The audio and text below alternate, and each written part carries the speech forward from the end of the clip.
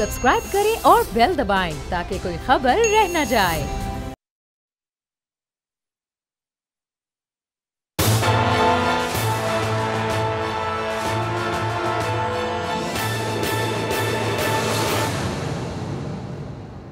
अस्सलाम वालेकुम, आप देख रहे हैं प्रोग्राम तज्जिया। मैं हूं अरबाब जहांगीर। नाज़रीन, जैसे जैसे जो JIT रिपोर्ट है वो सुप्रीम कोर्ट में जमा करा दी गई है और जैसे जैसे तहकीकात का सिलसिला आगे बढ़ रहा है, बेनामी अकाउंट्स के बारे में तहकीकात मज़ीद तेज़ होती जा रही हैं, वैसे वैसे ही पीपल्स पार्टी की मरकज़ी क़यादत की हुकूमत पर तनकीद भी बढ़ती ही जा रही है। लहजा मज़ीद तल्ख़ होता जा रहा है। न सिर्फ आसिफ अली ज़रदारी बल्कि बिलावल भुट्टो भी किसी मौके पर तनकीद का मौका हाथ से जाने नहीं देते। गुज़िश्ता रोज़ हमने देखा था कि मौलाना फजल रहमान की आसिफ अली ज़रदारी से 2 बार मुलाकात हुई। उनकी ये कोशिश थी कि ग्रैंड अलायंस बनाया जाए, आसिफ अली ज़रदारी और नवाज शरीफ को साथ बिठाया जा सके और उनके जो एक अपोजिशन की इस वक्त पोजीशन है उसको मजबूत किया जा सके और तकसीम को ख़त्म किया जा सके। अभी तक तो उनकी ये कोशिश कामयाब नहीं हुई और आज लाहौर में भी बिलावल भुट्टो ज़रदारी ने गुफ्तगू की और उन्होंने कहा कि हम ग्रैंड अलायंस के सिलसिले में कोई कोशिश नहीं कर रहे। बिलावल भुट्टो ने क्या कहा पहले आप सुनिए, उसके बाद वापस आकर अपने मेहमानों का आपसे तारुफ कराते हैं, फिर इसी मौजू पर गुफ्तगू का सिलसिला शुरू करेंगे।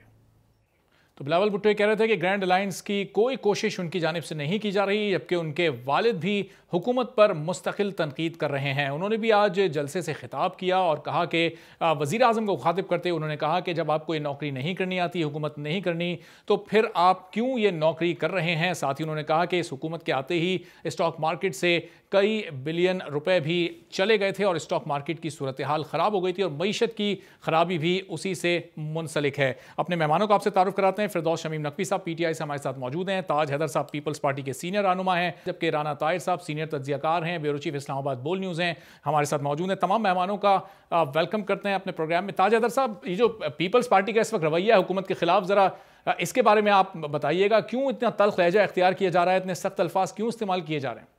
गलती हो गई साहब। साहब आप तो बड़े नाराज दिखाई दे रहे हैं। नहीं, मैं नाराज नहीं हूँ। अच्छा, हाँ, ये सिर्फ या तो टीवी चैनल इस्तेमाल कर सकते हैं या तहरीक इंसाफ वाले इस्तेमाल कर सकते हैं। हमें ये इजाजत कहाँ है कि हम कोई सख्त बात करें। नहीं तो जरदारी साहब जो खुदा के लहजे में सिर्फ वजीर आजम साहब बात कर सकते हैं, हम तो नहीं कर सकते।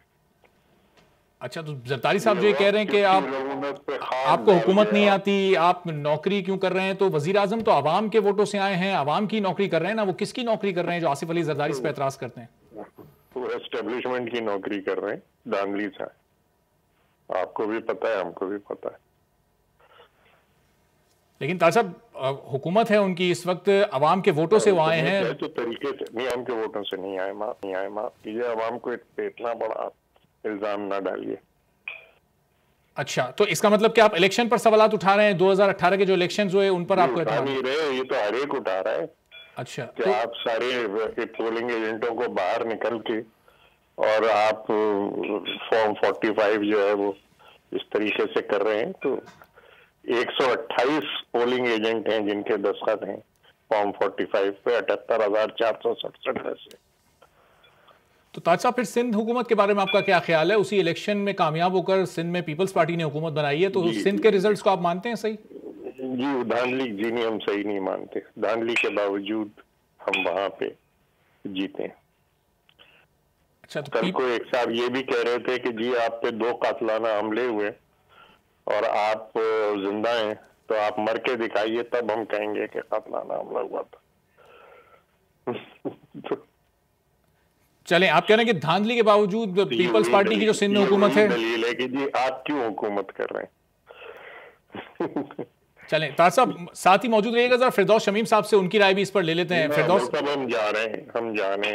ताज साहब, अब आपने हुकूमत पर एक सवाल उठाया तो हुकूमत की जानिब से जवाब भी ले लीजिए ना। फिरदौस शमीम साहब सिंध में अपोजिशन में, जवाब मैं टीवी पे देख लूंगा, वो तो आता रहता है, वही जवाब होगा, ये चोर हैं, ये डाकू हैं, ये फला है, ये फला है। हो सकता है कुछ मुख्तलिफ आज जवाब होता है साहब, जब सवाल उठाते हैं तो फिर जवाब सुनने का हौसला और हिम्मत भी रखते हैं। थोड़ी देर अगर आप मौजूद हैं तो। हौसले हिम्मत की क्या बात है यार, किससे बात कर रहे हो पहलवान? हम जेलों वाले लोग हैं, हम पर कोड़े फांसियों वाले लोग हैं, हमसे हौसले हिम्मत की बात ना करो पहलवान। तो सर चंद जुमले भी अगर आप सुनते जाएं, हुकूमत का मौक़िफ़ भी सुनते जाएं, PTI का मौक़िफ़ भी सुनते जाएं, बहुत हो गया ना, अब इनकी बातें सुबह शाम तक सुन रहे हैं, ठीक है ना? जवाब नहीं है, इसलिए भाग रहे हैं। चलें, बहुत शुक्रिया आपका ताज हैदर साहब। अपनी बात तो आपने कर ली, लेकिन सिंध में जो आपकी अपोजिशन है उसका जवाब आपने नहीं सुना। फिरदौस साहब, ये में तलखी की तो हम बात कर ही रहे थे, ताज हैदर साहब तो बड़े नाराज भी दिखाई दे रहे थे, बात सुनने के मूड में ही नहीं थे, क्या कहेंगे आप? असल में ताज हैदर साहब जो कुछ JIT में है उसको डिफेंड ही नहीं कर सकते, एक शरीफ इंसान है। उन्हीं ने, ये सेनेटर ताज हैदर की अगर आज बात कर रहे हैं, प्रोफेसर करार हुसैन के बेटे, और उनका एक ऐसे खानदान ताल्लुक है जो सच बोलने पे यकीन रखता है। आज वो सच बोल नहीं सकते इस प्रोग्राम में।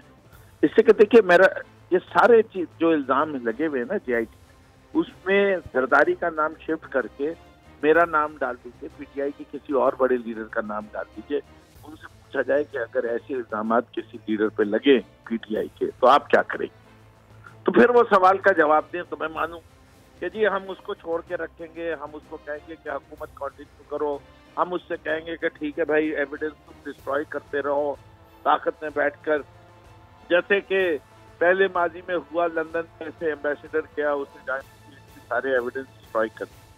तो ऐसी सारे, जब पूरे अवाम को पाकिस्तान के मुल्क के आज से 1988 से मिस्टर 10% मशहूर थे, उन्होंने कुछ फार्मूले बना लिए, कुछ धमकाने के कर लिए, कुछ पैसे दे के कर लिए, कभी विटनेसेस को खरीद लेते थे, कभी जजेस को कर लेते थे, और वो 11 साल जेल में तो रहे, लेकिन उस जेल के अंदर जाउद्दीन अस्पताल ज्यादा अरसे जेल बना रहा, वहाँ पार्टियां होती रही, लाठी के जेल में होते रहे। उसकी जो तफसीलात है वो बहुत सारी जगहों पे आ चुकी हैं, टू दी एक्सटेंट कि कुछ चीजों पे PMLN और PPP का बाकायदा एक मुआहिदा भी हुआ कि इस पर्टिकुलर बात को आप जो है असेंबली में सवाल उठाएं, जिसपे लोगों ने दूसरे तरीके से सवाल उठाया और कहा कि जो सहूलत जरदारी साहब को जेल में मिलती है वो बाकी सब प्रिजनर्स को भी मिलनी चाहिए, हम उसकी हिमायत करते हैं। अब आप वो ढूंढते रहिए वो कौन सी सहूलत थी, लेकिन ऐसी जैसे कि वो जेल नहीं चलाई जा सकती।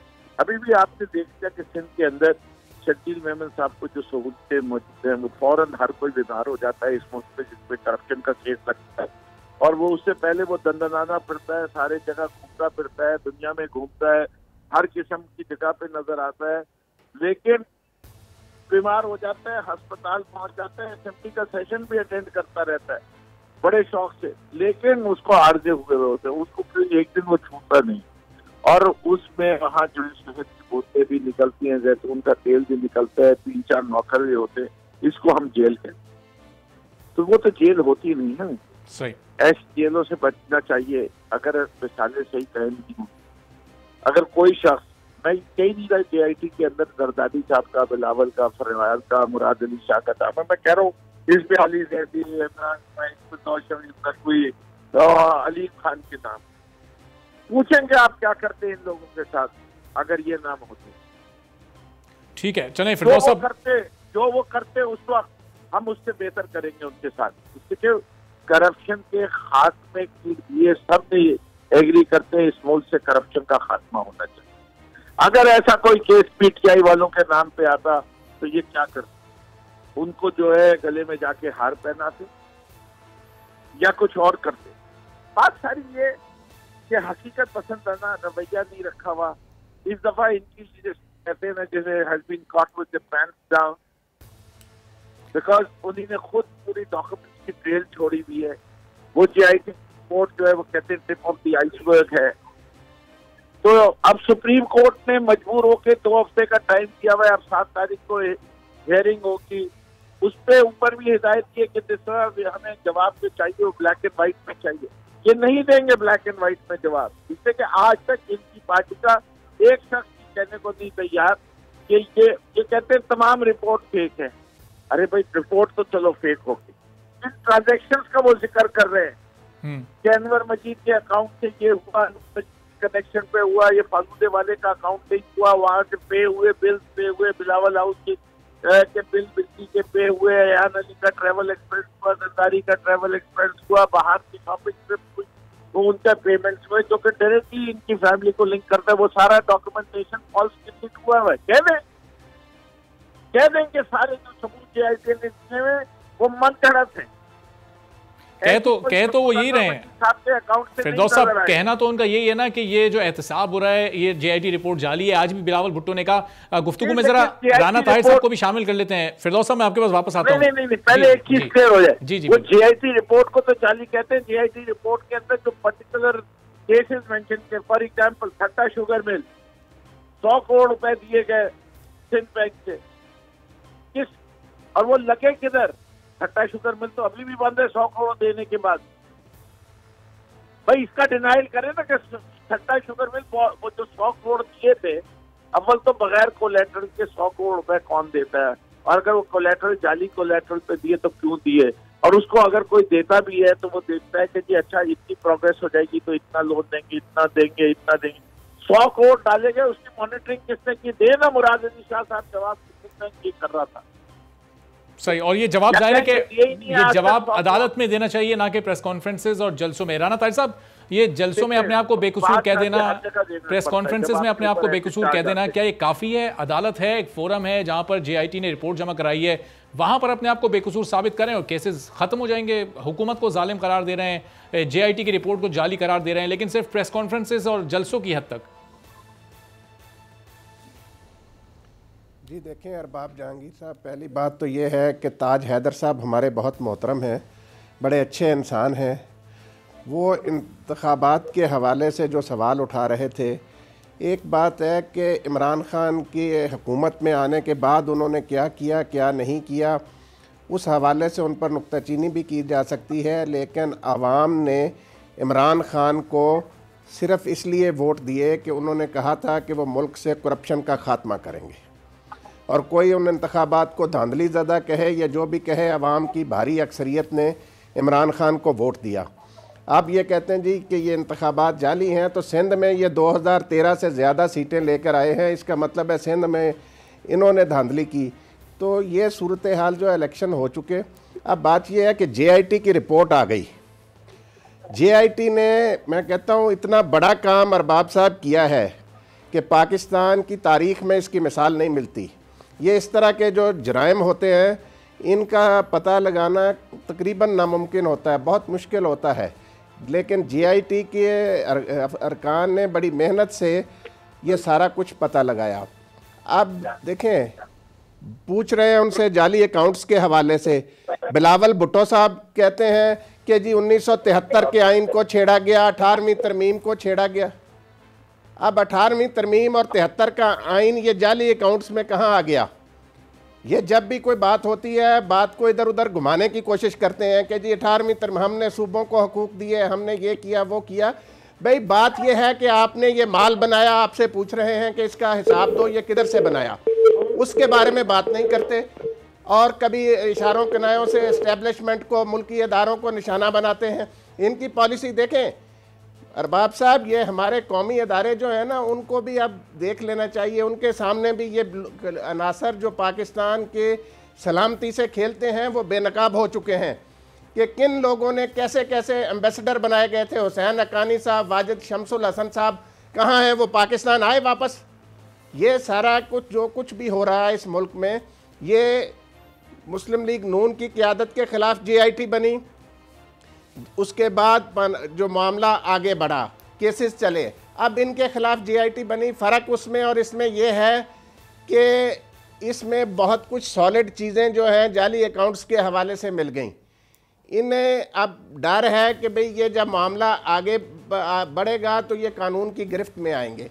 एक जेआईटी जो मैं समझता हूँ जिसकी वजह से लोगों को, हालांकि उसका इससे मवाजना नहीं किया जा सकता, ये जो जाली अकाउंट्स वाली लूटमार है और पनामा लीक्स में जो नवाज शरीफ साहब के हवाले से आया था, वो कहीं बड़े काम है। लेकिन एक जेआईटी बनी थी आज़म सवाती साहब के हवाले से भी। उस जेआईटी ने आज़म सवाती साहब को कसूरवार करार दिया था। उसके बाद आज़म सवाती साहब ने कहा कि वो इस्तीफ़ा दे रहे हैं। उनका इस्तीफ़ा जो है वो अभी तक प्राइम मिनिस्टर सेक्रेटेरिएट में पड़ा है। इमरान खान साहब को चाहिए कि उनका इस्तीफ़ा मंजूर करें, ताकि अगर हम जेआईटी की फाइंडिंग्स की बात करते हैं, वो छोटा मसला हो या बड़ा मसला हो, हालांकि वो गरीब लोगों के साथ ज़्यादती है, वो भी बहुत बड़ा मसला है, लेकिन ये तो लूटमार है जो जाली अकाउंट्स वाला मामला है अरबाब। तो ये अब वक्त आ गया है कि सबको कानून के कटहरे में लाया कानून के कटहरे में तो जाहिर है इस वक्त सब मौजूद हैं, और जब जेआईटी रिपोर्ट सुप्रीम कोर्ट में जमा हुई है और जैसे जैसे तहकीकात का सिलसिला आगे बढ़ रहा है तो जाहिर है वो पीपल्स पार्टी की जो फ्रस्ट्रेशन है वो भी उसके बाद बढ़ती जा रही है, चूंकि उनकी मरकजी क़यादत के नाम भी सामने आ रहे हैं। लेकिन अब ये जो तनकीद का सिलसिला है सिर्फ आसिफ अली जरदारी की जानिब से नहीं किया जा रहा, बिलावल भुट्टो भी मुस्तकिल तनकीद कर रहे हैं। कल मौलाना फजलुर रहमान ये कोशिश कर रहे थे कि आसिफ जरदारी और नवाज शरीफ को मिला सकें, लेकिन आज बिलावल भुट्टो ये कह रहे हैं कि ग्रैंड अलायंस की कोई कोशिश उनकी जानिब से नहीं की जा रही। तो इसका मतलब कि पीपल्स पार्टी इस वक्त नून लीग के साथ मिलकर बैठना नहीं चाह रही। नहीं, बात यह है कि नून लीग के साथ ये मिलकर बैठेंगे, बैठना इसलिए चाहते हैं कि दोनों ने अपने अपने अदवार को बड़ी बेदर्दी से इस मुल्क में अपने अपने अदवार में लूटा है अरबाब, और वो इसलिए अपनी करप्शन बचाने के लिए, पैसा बचाने के लिए ये इकट्ठे होना चाहते हैं। ग्रैंड अलायंस नहीं, ये कहते हैं, ये रोज़ क्या बातें आप देखें ना, दोनों एक दूसरे के बारे में क्या कहते थे, नून लीग के लीडर, पीपल्स पार्टी के लीडर। अभी ये सही बात है कि देखें जब लीडर गिरफ्तार होता है उसको कोई ना कोई बीमारी भी आ जाती है। आसिफ जरदारी साहब जब गिरफ्तार थे पिछले मुशर्रफ साहब के और नवाज शरीफ साहब के दौर में, आप देखें इन्होंने कितना अरसा अस्पतालों में गुजारा। अब शहबाज शरीफ साहब हैं, उनको फिरदौस शमीम नकवी साहब की हुकूमत जो है वो हर तरह की सहूलतें फराहम कर रही है कि भाई एक नैब के मुलज़म है, पहले आपने गलत काम किया कि उनको पब्लिक अकाउंट्स कमेटी का चेयरमैन बना दिया, उसके बाद आपने उनको मिनिस्टर इनकलेब में रखा हुआ है, रोज़ कभी ये टेस्ट हो रहा है वो टेस्ट हो रहा है। तो ये इस मुल्क के जो बाकी कैदी हैं, पाकिस्तान का आइन कहता है सबसे मसावी सलूक करो, जो बाकी कैदी हैं नैब के, जो सलूक उनके साथ हो रहा है, ये वीवीआईपी माफिया जो है उनके साथ। राना साहब क्या मजबूरी थी शहबाज शरीफ को पीएससी का चेयरमैन लगाने की, चूंकि कई वुज़रा भी काबीना के, हुकूमत के, वो भी इस फैसले के खिलाफ हैं। शेख रशीद साहब बरमला इजहार करते हैं कि वो डटे हुए हैं वो अपनी बात पे कि इनको नहीं होना चाहिए था पीएससी का चेयरमैन। इसके अलावा फवाद चौधरी भी अपनी ज़ाती कैपेसिटी में ये बात करते हुए पाए गए कि इनको नहीं बनाना चाहिए था। तो फिर क्या मजबूरी थी खान साहब की और उनकी काबीना की? देखिए अरबाब साहब, हर पार्टी में ना कुछ लोग ऐसे होते हैं, किसी वक्त वो हावी हो जाते हैं। पीटीआई में भी कुछ ऐसे लोग थे जिन्होंने कहा कि अपोजिशन के साथ एक अच्छी वर्किंग रिलेशनशिप हो, उन्होंने खान साहब को कायल कर लिया। देखिए इमरान खान को आप उनके फैसलों पर तनकीद कर सकते हैं, लेकिन अभी तक का जो इमरान खान का रिकॉर्ड है वो ये है कि वो एक साफ़ सुथरे आदमी है, दयानतदार आदमी है, किसी तरह की माली बदनुवानी में मुलव्वस नहीं है।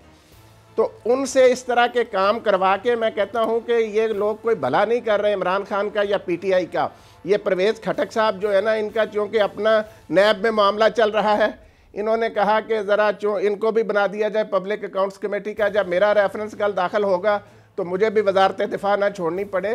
तो बहरहाल कौम इमरान खान से यही उम्मीद रखती है कि वो पीटीआई का बंदा हो, वो पीपल्स पार्टी का बंदा हो, वो नून लीग का बंदा हो, जो भी कानून की गिरफ्त में आएगा इमरान खान किसी को छुड़ाने की कोशिश नहीं इस वक्त जो एहतसाब का अमल है, नैब की जो कार्रवाइयां हैं, कि नैब बिला तफरीक कार्रवाई कर रहा है, क्या हुकूमत के जो लोग हैं जो हुकूमती पार्टी में शामिल हैं उनके खिलाफ भी कार्रवाइयाँ उसी तरीके से हो रही हैं जैसे अपोजिशन के खिलाफ की जा रही हैं? इस पर मैं आपका जवाब लूँगा, लेकिन प्रोग्राम में एक ब्रेक शामिल करते हैं। फिरदौस शमीम नकवी हमारे साथ मौजूद थे। फिरदौस साहब आपका बहुत शुक्रिया। एक ब्रेक के बाद आएंगे तो राना ताहिर साहब से गुफ्तगू का सिलसिला जारी रखेंगे।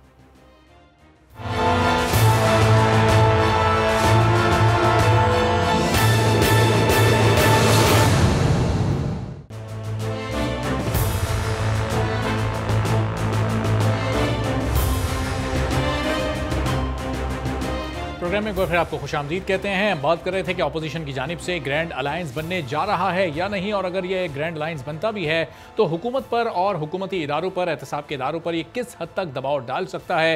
एहतसाब के इदारों पर इस वक्त पीपल्स पार्टी को शदीद एतराज़ है। आज भी बिलावल भुट्टो जरदारी ने कहा कि नैब और दीगर इदारे इस वक्त हुकूमती दबाव में काम कर रहे हैं और हुकूमती हिदायत पर काम कर रहे हैं। राना ताहिर साहब सीनियर तज्ज़ियाकार हमारे साथ मौजूद हैं, उनसे गुफ्तगू के सिलसिले को आगे बढ़ाते हैं। राना साहब, बिलावल भुट्टो क्यों इस वक्त हुकूमती इदारों पर, एहतसाब के इदारों पर अदम एतमाद का इजहार कर रहे हैं? नैब की कार्रवाइयाँ उन्हें लग रहा है कि जानिबदार हैं, हुकूमती हिदायत पर वो काम कर रहे हैं। नैब जो है वो तो ज़ाहिर है पीटीआई के लीडर्स के खिलाफ भी काम कर रहा है। हमने देखा कि बाबर आवान का इस्तीफ़ा सामने आ चुका है, अभी आज़म स्वाति का इस्तीफ़ा भी वो दे तो चुके हैं, मंजूर हुआ नहीं हुआ वो तो एक अलग बात है, बहस है, लेकिन ये इस्तीफ़े सामने तो आ चुके हैं। फिर क्यों एतराज़ है पीपल्स पार्टी को एहतसाब के इदारों पर? देखिए अरबाब, ये तो बहुत बड़े बड़े मालियाती जराइम हैं, ये तो इस मुल्क को लूटा गया है। आप देखें कि अगर छोटे चोर जो होते हैं कभी वो भी माना है कि जी मैंने चोरी की है, वो भी कहते हैं जी मुझ पर गलत इल्ज़ाम लगाया गया है। जितने भी चोर डाकू होते हैं, कौन इनमें से मानता है कि जी मैंने ये चोरी की, मैंने ये डाका मारा है? तो ये जो तफ्तीशी अदारे होते हैं, उन्होंने ही इनका पता चलाना होता है कि किसने क्या वारदात की है। तो JIT जो है एहसान सादिक साहब की सरबराही में जो बनी थी, उसमें आप देखें बड़े अच्छे नेक नाम लोगों को शामिल किया सुप्रीम कोर्ट ने। वो JIT ने अपनी रिपोर्ट सुप्रीम कोर्ट में पेश कर दी। अब उस पर अदालत उज़्मा क्या हुक्म सादर करती है, वो कल उस केस की समाअत हो रही है। कल आसिफ जरदारी साहब और मोहतरमा फरियाल तालपुर साहिबा का अबूरी ज़मानत का केस भी बैंकिंग कोर्ट कराची में लगा हुआ है, वहाँ से क्या फ़ैसला आता है।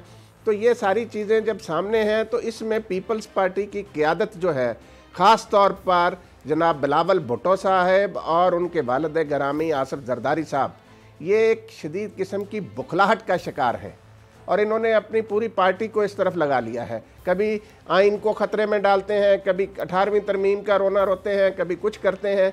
आप देखें ना कि 18वीं तरमीम जो है, ठीक है, पार्लियामेंट का इख्तियार है, उन्होंने तरमीम की। दुनिया जहान में कोई तरमीम होती है, उस पर बहस होती है, अवाम की राय ली जाती है। इस पर तो ख़ुद तस्लीम करते हैं कि जी इस पर पार्लियामेंट के दोनों ऐवानों में कोई बहस नहीं हुई थी। तो ये क्या अपना है? तो 18वीं तरमीम को कोई ख़तरा नहीं है, 73 के आइन को कोई ख़तरा नहीं है। खतरा ये है कि भाई ये लूटमार करने वाले जो है ना, ये अब पकड़े ठीक है। चलें, राना साहब, रियाज फतियाना साहब PTI के रहनुमा हैं और कानून और इंसाफ की कायमा कमेटी के चेयरमैन भी हैं, हमें ज्वाइन कर चुके हैं। रियाज फतियाना साहब, प्रोग्राम में आपको वेलकम करते हैं। आसिफ अली जरदारी ये कह रहे हैं कि जब आपको हुकूमत करनी नहीं आती तो नौकरी क्यों करते हो? ज़ाहिर है वज़ीर आज़म इमरान खान को मुखातिब कर रहे हैं, कैसे आप उनको जवाब देंगे? उनकी तनकीद का सिलसिला जारी है, तलखियाँ उनकी जानिब से बढ़ती जा रही हैं, बयानात भी सख्त से सख्त होते जा रहे हैं हुकूमत के खिलाफ और वज़ीर आज़म के खिलाफ।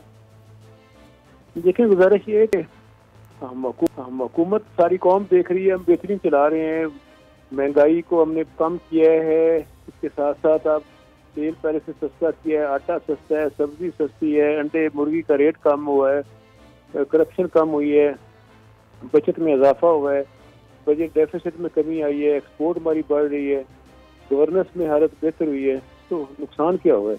हमें इसे हुकूमत चलाने के लिए हमारे पास बेहतरीन टीम है टेक्नोक्रेट्स की, हमारे पास एक्सपीरियंस मिनिस्टर्स हैं और काम हर जगह पे चल रहा है। KP के बलूचिस्तान और पंजाब में अवाम को पहले से ज़्यादा रिलीफ मिल रहा है। इसके लिए हमें एडवाइस देने से ज़्यादा की बजाय सिंध के हालात बेहतर करें, जहाँ थर में बच्चे भूख से मर रहे हैं, अस्पतालों में इलाज नहीं मिल रहा, कराची में कचरे के ढेर पड़े हुए हैं, सड़कें सारी टूटी हुई हैं, करप्शन हर जगह पे आपको नजर आती है, बैड गवर्नेंस हर तरफ नजर आती है। तो मेरा ख्याल उन्हें पहले अपने घर की हालत ठीक करनी चाहिए। लेकिन रियाज साहब, आप कह रहे हैं कि महंगाई में कमी आई है, आपकी हुकूमत को अभी 4 महीने हुए हैं, 2 बार आपकी हुकूमत भी पेट्रोलियम प्राइसेस बढ़ा चुकी है। गैस की सूरत हाल ये है कि गैस इस वक्त सिंध में भी सिरे से गायब नजर आती है। गैस का भी बड़ा बुहरान 2 हफ्ते पहले पैदा हो गया था और साथ ही साथ अभी गुज़िश्ता रोज़ी जो बिजली की पैदावार थी वो भी 4500 मेगावाट कम थी पंजाब में और लोड शेडिंग का दौरानिया कई घंटे बढ़ चुका है गुज़िश्ता हुकूमत के निज़ाम। देखिए, गुजारिश ये है कि ऐसी बात नहीं है, लोड शेडिंग में कमी हुई है, ज़्यादा नहीं हुई। काश्तकारों को बिजली हाफ रेट पर मिल रही है। टेक्सटाइल सेक्टर जिससे पाकिस्तान की पहचान है, उन्हें हम बहुत सस्ती गैस फराम कर रहे हैं और इसके साथ साथ रोजगार के मौके में इजाफा हुआ है, फॉरेन इन्वेस्टमेंट ज़्यादा आ रही है। बाहर के बहुत सारे मुल्क जैसे UAE, Saudi Arabia, China, Turkey, Malaysia, उनके साथ हमारे ट्रेड तल्लुकात बेहतर हुए हैं। पहली दफ़ा बहुत बड़ा शिफ्ट हुआ है फॉरेन पॉलिसी में, तो हम इकोनॉमी के साथ मुंसलिक करके जिसमें हम ट्रेड को और पाकिस्तान के माशी इंटरेस्ट को पेश नजर रखते हुए तल्लुकात इजाफा करें। वज़ीर आज़म जहाँ भी जाते हैं वहाँ पे जॉइंट वेंचर्स और पाकिस्तान से एक्सपोर्ट को बढ़ाने और उसके साथ साथ फॉरेन इन्वेस्टमेंट की बात कर रहे हैं। तो इससे मैं समझता हूँ कि मुल्क में हालत तो बेहतरी की तरफ जा रही है, गवर्नेंस बेहतर हुई है, पुलिस और बाकी तमाम इदारों पे सियासी जो दबाव था उसमें कमी आई है। बाकी कोई साइंस लगता है, लेकिन ये है कि हालात पहले से बहुत बेहतर हैं। चलें, रियाज साहब साथ ही रहिएगा, जरा राना ताहिर साहब से भी आपकी इस गुफ्तगू पर राय ले लेते हैं। राना साहब, एग्री करेंगे आप रियाज साहब से? रियाज साहब जो मंजर इस वक्त दिखा रहे हैं, जो सूरत हाल बता रहे हैं, वो तो लग रहा है कि बस मुल्क में इस वक्त दूध की नहरें बह रही हैं।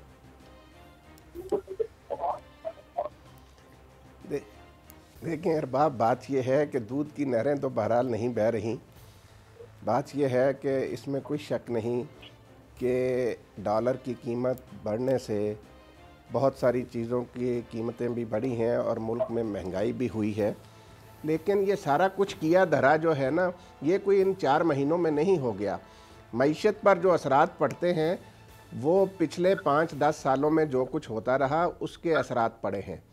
बात सिर्फ इतनी सी है कि इनको अभी आए हुए ये 5वां महीना जा रहा है इनकी हुकूमत को, तो अभी तो जो पिछला मलबा इनके ऊपर पड़ा हुआ है ये उसी को साफ़ करने में लगे हुए हैं। आज मोहतरम आसफ जरदारी साहब जो फरमा रहे थे कि 5 साल में तो मेरा आमों का बाग तैयार नहीं होता तो मुल्क के लिए ये क्या करेंगे। अरबाब साहब इन्हें देखें, ये कैसी बातें करते हैं। ये कहते हैं इन्हें ताहयात मुल्क की हुकूमत इनके हवाले कर दी जाए। आज 11वां साल इनको जा रहा सिंध में, और अभी भी कह रहे हैं कि वहाँ हम समंदर से बचाएंगे ज़मीनों को, सिंध की ज़मीनों को। भाई आपने पिछले 10 सालों में आसिफ जरदारी साहब आपकी हुकूमत ने क्या किया? इन देखें। ठीक है राना साहब, आपके पास मैं वापस आता हूँ। रियाज फतियाना साहब, पीपल्स पार्टी जो इस वक्त आप पर इतनी तनकीद कर रही है, उनका ये कहना है कि अक्रॉस दी बोर्ड इस वक्त जो एहतसाब के इदारे हैं वो कार्रवाइयाँ नहीं कर रहे, अक्रॉस दी बोर्ड इस वक्त अकाउंटेबिलिटी नहीं हो रही। जो पीटीआई के अपने रहनुमा हैं उनके नाम ईसीएल में नहीं डाले जाते, जो अपोजिशन जमाते हैं उन लोगों के नाम डाल दिए जाते हैं, फिर अदालती हुक्म आ जाता है, फिर वापस भी नहीं निकाले जाते क्योंकि वो ज़ाहिर हुकूमत की अपनी सवाबदीद है। तो ये डबल पॉलिसी इस वक्त क्यों चल रही है? सिर्फ अपोजिशन के लोग पर इस वक्त कार्रवाइयाँ क्यों की जा रही हैं? देखें, पीपल्स पार्टी और नून के रहनुमा पिछले 30-35 सालों से इक़्तिदार में रहे हैं, और जाहिर है जो इक़्तिदार में रहता है वही करप्शन करता है, उन्हीं के खिलाफ शिकायत होती हैं, वही ज़्यादा मनी लॉन्ड्रिंग में मुलव्वस होते हैं। पीटीआई की तो गवर्नमेंट बने सिर्फ 4 माह हुए, तो 4 माह में कौन सा उन्होंने ऐसा काम किया है जिस पर उनके खिलाफ तहकीकात के नतीजे में उनका नाम ईसीएल में डाला जाए या उन्हें गिरफ्तार किया जाए। और दूसरा ये कि साबका दवार में जब कोई वजीर बनता था उस पर कोई चेक एंड बैलेंस नहीं था। मौजूदा हालात में वज़ीर आज़म और वज़रा आला जो है सख्ती से उन्होंने कंट्रोल किया हुआ है सारे वज़रा को। हर 7 दिन बाद, हर 1 महीने बाद उनसे पूछा जाता है कि उन्होंने करप्शन कितनी कम की है, गवर्नेंस कैसे बेहतर हुई है, अवाम को रिलीफ कितना दिया है, बचत कितनी की है, नए इक़दाम इस्लाहात क्या किए। तो ये तो मेरा ख्याल तो दबाव में काम कर रहे हैं, उसकी वजह से उनकी परफॉर्मेंस बेहतर हुई है, अवाम को रिलीफ मिलने लग गया है, डिपार्टमेंट की हालत बेहतर हुई है। पहली मरतबा यहाँ गवर्नेंस का निज़ाम बेहतर होने की तरफ जा रहा है। तो वज़रा को तो मालूम है कि वज़ीर आज़म कड़ी निगाह रखे हुए हैं, सारी एजेंसियों को इंटेलिजेंस एजेंसियों को कहा गया है अगर कोई हमारा वजीर या कोई रुकन कौमी सूबाई असम्बली करप्शन में मुलव्वस हो तो बराह रास्त प्राइम मिनिस्टर को इत्तला की जाए। लेकिन रियाज साहब आज के चीफ जस्टिस साहब के रिमार्क्स अगर आपकी नज़र से गुजरे हैं, उन्होंने तो कहा कि पंजाब हुकूमत लग रहा है कि हुकूमत करने के काबिल ही नहीं है, ना अहल है, और अपने इन रिमार्क्स को हम तहरीरी फैसले का हिस्सा भी बनाएंगे। इससे पहले भी वो मुराद अली शाह जो वज़ीर आला सिंध हैं उनका नाम ईसीएल में शामिल करने पर हुकूमत पर बरहमी का इजहार कर चुके हैं। ज़ाहिर है उनका ये कहना था कि वो अपना ओहदा तो नहीं छोड़ के चले जाएंगे मुल्क से बाहर, उनका नाम ईसीएल में क्यों डाल दिया। तो ये हुकूमती कारकर्दगी पर तनकीद तो अब अदालत की जानिब से भी हो रही है। देखिए, इससे पहले मिसाल मौजूद है, जनाब इसाद डार साहब पाकिस्तान के वज़ीर खजाना थे और मुल्क से फरार हो गए। वो बाहर रह के भी जब से वारंट इश्तारी उनके जारी है, उनको इश्तारी डिक्लेयर कर दिया गया, लेकिन वो मुस्तफ़ी नहीं हुए बल्कि चिमटे रहे वजारत के साथ। जब शायद खाकान अब्बासी साहब वज़ीर आज़म बने, बड़ी मुश्किल से उनको आमादा किया गया कि आप इस्तीफा दे दें वरना हम आपको डिसमिस कर देते हैं। ये एक मिसाल मौजूद है। जो करप्ट होता है वो उसको जब महसूस हो कि मेरे गले में वो अपना सख्ती से बंदा डाला जाएगा और मेरा एहतसाब होगा, तो कई लोग मुल्क से फरार हो जाते हैं। लेकिन बहरहाल उस पर कोई ऐसी बात नहीं, हम एहतराम करते हैं सुप्रीम कोर्ट का, और उन सुप्रीम कोर्ट की ख्वाहिश पर ही एक रिव्यू कमेटी बनाई है काबीना ने। तो एक केस के 172 केसेज हैं, सबका दोबारा जायजा लें। जहाँ कोई महसूस हो कि किसी के साथ ज्यादती, उसको हम उसका नाम निकाल देंगे, तो जहाँ महसूस हो कि ये दुरुस्त नाम डाला गया तो वो कंटिन्यू करेगा। इस पर कोई ऐसी डायरेक्शन तो नहीं दी सुप्रीम कोर्ट ने सब के नाम निकाल दिए। उन्होंने यही कहा है कि इसको रिव्यू करें, और हम वो रिव्यू कर रहे हैं। और इसके साथ साथ पीटीआई का कल्चर जो है वो दूसरी पार्टियों से बहुत मुख्तलिफ है। इसमें हर शख्स एक नजरियाती तौर पर करप्शन के खिलाफ काम कर रहा है, क्योंकि अवाम का मैंडेट भी पीटीआई को करप्शन के खिलाफ जिहाद करने का ही था। तो इस सिलसिले में हम तो तस्वर भी नहीं कर सकते। यहाँ तो तमाम अरकान असम्बली जो हैं फिर अभी तक 4 महीने में कोई एक फंड भी रिलीज नहीं हुआ, 1 रुपए की फंड रिलीज नहीं हुआ। ऐसा आप कह रहे हैं कि पीटीआई में हर शख्स करप्शन के खिलाफ काम कर रहा है। जहांगीर तरीन साहब को जब अदालत से नाअहल किया गया था तो वो भी वजह बेनामी अकाउंट्स ही बने थे जो उनके माली, ड्राइवर्स और दूसरे मुलाजमीन के नामों पर थे, तो ये भी तो करप्शन के जुमरे में आता है। ये नहीं, ऐसी बात नहीं, वो कुछ चीज़ों को डिक्लेयर नहीं कर सके थे। बात साथ जो पोलिटिकल लोग होते हैं वो उतने मसरूफ होते हैं इलेक्शन की वजह से या बाकी जात की बिना कुछ चीज़ों को वो उनके वकील की गलती से क्लियर नहीं कर सके थे। इसके बाद मैंने बताया गया और पता चला, तो इस बिना पे कि आपने डिक्लेयर नहीं किया है फलां हादसा, तो उससे उन्होंने खुश दिली से उस फैसले को कबूल किया। बाद में रिव्यू में गए तो चूँकि बेंच वही था, रिव्यू में उनको पजीराई नहीं मिली।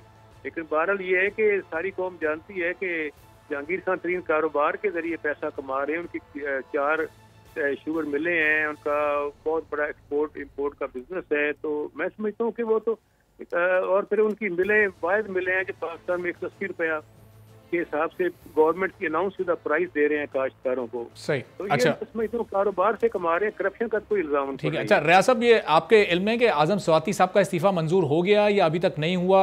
कुछ आपको इसकी खबर है? जी, उनका इस्तीफा तो उसी वक्त मंजूर हो गया था जब वज़ीर-ए-आज़म से मुलाकात करने के बाद मुलाकात में उन्होंने इस्तीफा पेश किया था। और इस वक्त तो वज़ारत साइंस और टेक्नोलॉजी है जो है उसमें उनका कोई रोल नहीं है, बल्कि उसका जो इंतजाम है वो किसी और वजीर साहब के है जिम्मे कि उसको जरा लुक आफ्टर करे। तो रियाज साहब, क्या सदर आरिफ अलवी साहब ने क्या उस पर दस्तखत कर दिए? चूंकि वफाकी वजीर के इस्तीफे पर तो सदर के दस्तखत होना भी जरूरी होता है। मेरे ज़ाती इल्म में नहीं है, लेकिन इतना मुझे मालूम है कि वजारत का चार्ज किसी और को दे दिया गया है। तो जाहिर है वजारत का चार्ज किसी को दिया गया तो इस्तीफा तो एक्सेप्ट हो गया होगा ना। मेरा नहीं ख्याल कि अभी तक वो मुस्तफी होने के बाद वजीर हैं, वो तो गैर अब खुद को साबिक वजीर कहते हैं। अच्छा, तो और आपने कहा कि उनके इख्तियारात किसी और को दे दिए गए, किसको दिए गए? आप नाम शेयर करना पसंद करेंगे? नहीं, मैं ये अंदाजा नहीं, जितनी भी वजारतें हैं कुछ 8-10 महकमों के वजीर नहीं है, तो तमाम महकमों को जिनके वजीर नहीं है दूसरे वज़रा के हवाले किया जाता है। एक रवाज है, एक रवायत है और ये एक ट्रेडिशन भी है और साथ साथ रूल्स ऑफ बिजनेस भी ये कहते हैं कि उनको कोई ना कोई और वजीर लुक आफ्टर करे ताकि कोई ऐसे या वज़ीर-ए-आज़म के पास कैबिनेट डिवीजन की निगरानी में होते हैं महकमे और या फिर किसी वजीर के पास, क्योंकि असेंबली में जब कोई क्वेश्चन आए तो उनके पार्लिमानी स्टैट्यूट का जवाब भी देते हैं। सही। अच्छा राना साहब, रियाज साहब तो कह रहे हैं कि ये इस्तीफा उसी वक्त मंजूर हो गया था आजम स्वाति साहब का जब उनकी मुलाकात हुई थी वजीर आजम से। आपके पास क्या खबर है इस सिलसिले में? देखें अरबाब, बात ये है कि रियाज फतेहाना साहब हमारे बड़े प्यारे दोस्त हैं, वो ज़ाहिर है पीटीआई के लीडर हैं। तो वो आज़म स्वाति साहब ने वज़ीर आज़म साहब से मुलाकात ज़रूर की थी, उन्होंने अपना इस्तीफ़ा पेश ज़रूर किया था, लेकिन उसके बाद सरकारी तौर पर अभी तक ये नहीं बताया गया कि उनका इस्तीफ़ा मंजूर हो गया है। तो यही बात हम कह रहे हैं कि हुकूमत को इस बात की वजाहत करनी चाहिए कि वो उनका नोटिफिकेशन जारी कर दें। इस्तीफ़ा मंजूर अगर कर लिया गया है उनका तो उसका नोटिफिकेशन जारी हो जाना चाहिए। दूसरी बात यह है कि देखें, अभी रियाज फतेहाना साहब जहांगीर तरीन साहब की बड़ी सफाई दे रहे थे। जहांगीर तरीन साहब जो हैं उन्हें अदालत उज़्मा नाअहल करार दे चुकी है, इसमें कोई ढकी छुपी बात नहीं है। और यही चीज़ें हैं जिनकी वजह से इमरान खान और पाकिस्तान तहरीक इंसाफ पर लोगों को उंगली उठाने का मौका मिलता है कि जब आप पार्टी की 100 दिन की कारकर्दगी के हवाले से मीटिंग करते हैं तो जहांगीर तरीन साहब इमरान खान साहब के साथ बैठे होते हैं। हम नवाज शरीफ साहब पे एतराज़ करते हैं कि भाई उन्हें अदालत ने नाअहल कर दिया तो वो क्यों मुस्लिम लीग नून की क़यादत करते हैं। अदालत ने उनकी तरफ से जिन सेनेटरों को टिकट जारी किए गए थे, आपके इल्म में है कि उन सबको आज़ाद डिक्लेयर कर दिया था कि भाई उनके जारी करदा टिकटों की कोई हैसियत नहीं। तो यही असूल हम चाहते हैं कि जो हम नवाज शरीफ साहब के हवाले से बात करते हैं, ठीक है जहांगीर तरीन साहब एक पार्टी कारकुन के तौर पर अपना काम करें, जिस तरह बाकी लोग सामने बैठते हैं पंडाल में उस तरीके से बैठे, लेकिन वो अगर हर वक्त अपने लीडर के साथ होंगे तो इससे कोई अच्छा तासुर नहीं जाएगा। अच्छा, रियाज साहब, फवाद चौधरी साहब तो बड़े एक्टिव इंफॉर्मेशन मिनिस्टर हैं। अगर आजम स्वाति साहब का इस्तीफा मंजूर हुआ होता और उनके इख्तियारात, उनकी वजारत के इख्तियारात किसी और शख्स को दिए होते तो किसी ना किसी प्रेस कॉन्फ्रेंस में तो फवाद चौधरी साहब जिक्र करते। इतनी लंबी चौड़ी प्रेस कॉन्फ्रेंसेज वो करते हैं, लेकिन अभी तक इस मौजू पर तो उन्होंने कोई बात ही नहीं की। मेरे ख्याल किसी मौजूद साथी ने उसे ऐसा सवाल किया भी नहीं है। पहली दफ़ा आपने ये बात पॉइंट आउट की है आज तक किसी साथी ने ना वज़ीर-ए-आज़म से पूछा है, ना इंफॉर्मेशन से पूछा है। और तीसरी बात, राना ताहिर महमूद साहब माशाल्लाह पाकिस्तान के बहुत मोहतरम और दानिश्वर और बाखबर तजिया निगार हैं, हमारे दोस्त भी हैं। मैं इनका खुद बहुत बड़ा मदा हूँ। गुजारिश ये है कि जहांगीर खान तरीन साहब को अवामी ओहदे के लिए तो नायल करार दिया गया है, उनसे मुशावरत पर कोई पाबंदी नहीं लगाई किसी अदालत में। और उनका चूंकि कद काठ है और जमात में उनके लिए बड़ी खिदमात हैं, और आपको मालूम ही है उनका जहाज, उनका हेलीकॉप्टर, उनके वसाइल जब हुकूमत में नहीं थी पार्टी इस्तेमाल किए गए हैं। और अब जब पंजाब हुकूमत बनी है तो उनके जहाज में ही सारे MPs को ला ला के जो आज़ाद जीते थे या अरकान कौमी असम्बली सबसे ज़्यादा मुख्तर उन्होंने किरदार अंजाम दिया। आज़ाद MNAs MPs की मुलाकातें करवा के जनाब इमरान खान साहब से उनको PTI में शामिल करवाया। इसलिए उनका जो पार्टी का असर है वो कम नहीं हुआ। और इसके साथ साथ ये है कि मशावरत उनसे करके खान साहब बहुत खुश रहते हैं। तो जी राना ताहिर साहब, ये जहांगीर तरीन साहब का ज़ाहिर है इतना किरदार रहा है और फिर पंजाब में ख़ासतौर पर हुकूमत साजी में इतना अहम किरदार उनका रहा है, तो किस तरह से उन्हें नज़रअंदाज किया जा सकता है? मुशावरत पर तो अदालत ने कोई पाबंदी नहीं लगाई। रियाज फतियाना साहब दुरुस्त कह रहे हैं? जी अरबाब साहब, बिल्कुल फतियाना साहब सही कह रहे हैं, मुशावरत पर कोई पाबंदी नहीं है। लेकिन एक देखें, आवाम में जो एक परसेप्शन होता है ना कि जी ये बंदा जो है अभी तक इमरान खान साहब के असाब पर सवार है, वो नहीं। देखें, अदालत उज़्मा ने फ़ैसला दिया, उस पर उन्होंने नज़रसानी की अपील की, वो भी खारिज हो गई। तो ये अच्छी बात है कि PTI ने या जहांगीर तरीन साहब ने पाकिस्तान की सुप्रीम कोर्ट के उस फैसले के हवाले से कोई मनफी प्रोपेगेंडा नहीं किया जिस तरीके से नून लीग ने नवाज शरीफ की नाअहली के बाद किया।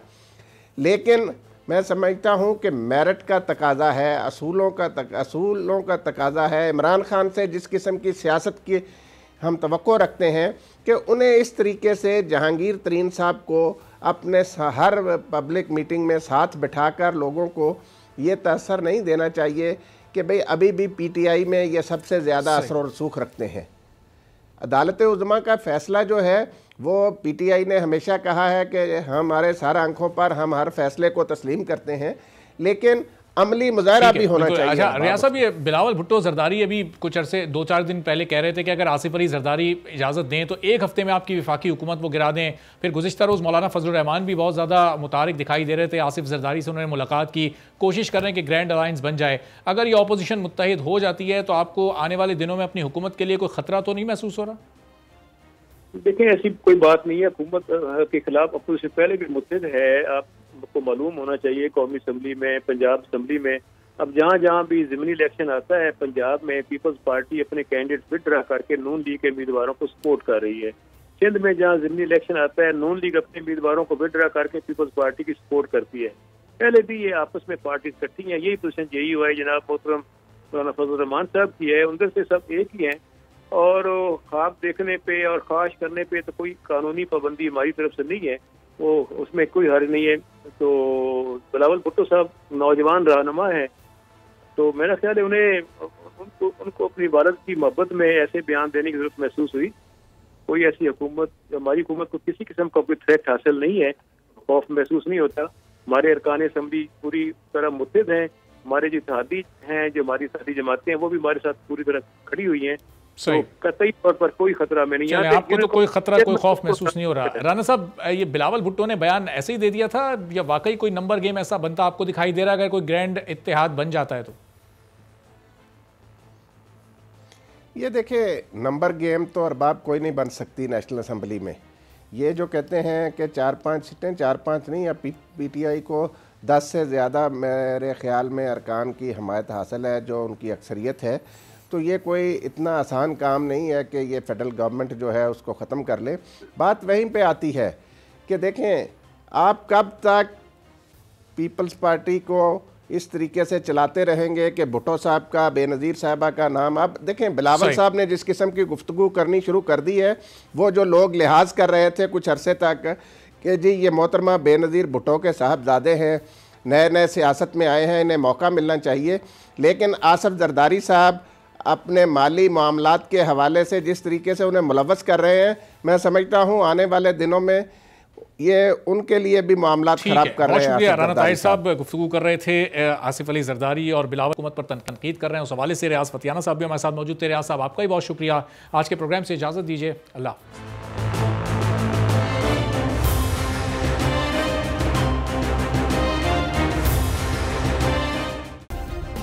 सब्सक्राइब करें और बेल दबाएं ताकि कोई खबर रह न जाए।